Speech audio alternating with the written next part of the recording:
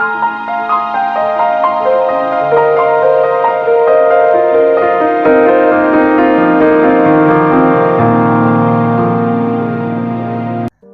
Hello नमस्कार.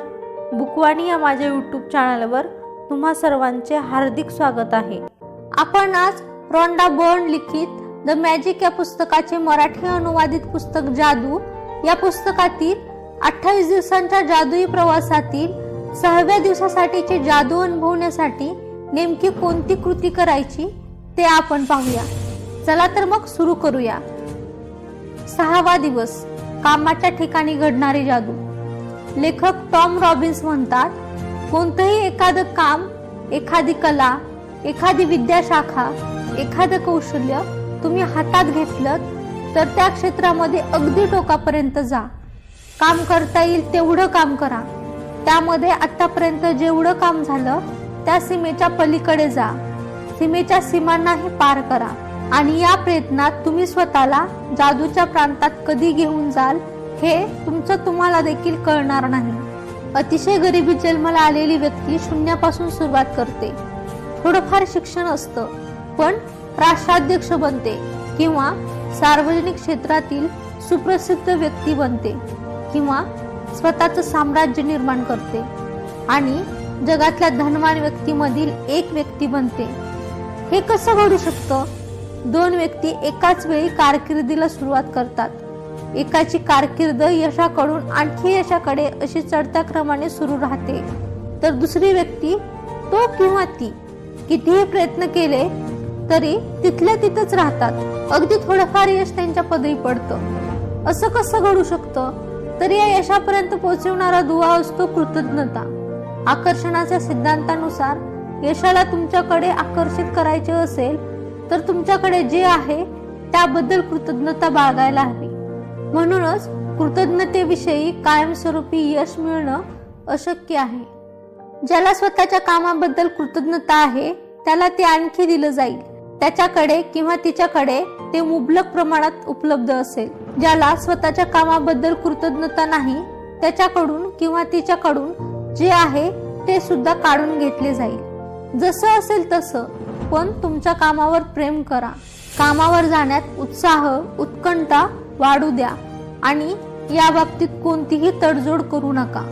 तुम्हाला जर सध्याच्या कामाबद्दल आस्था वाटत नसेल किंवा तुम्हाला हवं तसं तुमच्या स्वप्नातल्या सारखं नसेल तरीही तुमच्या स्वप्नातलं काम मिळवण्यासाठी सध्याचं जे तुमचं काम आहे त्याबद्दल तुम्ही कृतज्ञ राहणं आवश्यक आहे.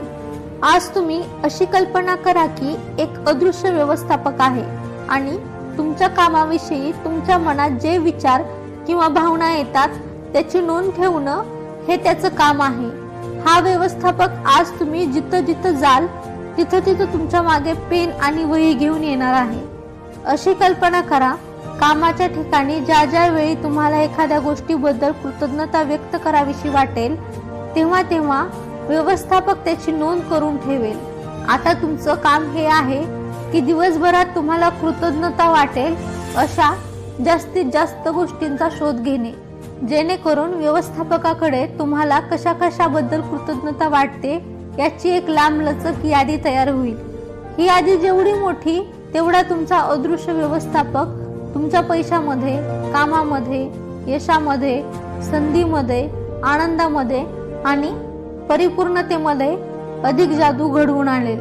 तुमच्या अदृश्य व्यवस्थापकाला तुम्हाला ज्या प्रत्येक गोष्टीबद्दल कृतज्ञता वाटली त्याची नोंद करायला लावा.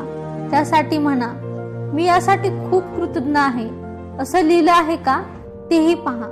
कामाच्या ठिकाणी करायची ही जादूची कृती करण्याचा दिवस आठवड्याच्या शेवटी आला किंवा तुम्ही कामावर नसताना आला तर पुढच्या दिवशीची जी एखादी कृती आहे किंवा अनेक कृती आहेत त्या करा. तर पुढच्या दिवशीची जी एखादी कृती आहे किंवा अनेक कृती आहेत त्या करा.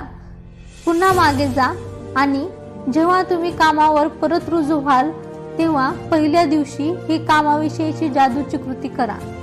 चला तर मग कामाच्या ठिकाणी घडणारी जादू अनुभवण्यासाठी नेमकी कोणती कृती करायची ते आपण पाहूया. जादूची कृती क्रमांक 6, कामाच्या ठिकाणी घडणारी जादू. त्यातील पहिली पायरी, जादूच्या कृतीच्या 1 ते 3 पायऱ्यांचा पुनरुच्चार करा. क्रमांक 1, तुमच्या वरदानांची मोजदाद करा. 10 वरदानांची यादी तयार करा. तुम्हाला कृतज्ञ का वाटतं ते लिहा. तुमची यादी पुन्हा वाचा आणि प्रत्येक वरदानाच्या शेवटी आभारी आहे, आभारी आहे, आभारी आहे असं 3 वेळा म्हणा आणि त्या वरदानांबद्दल जेवढी शक्य असेल तेवढी कृतज्ञता व्यक्त करा.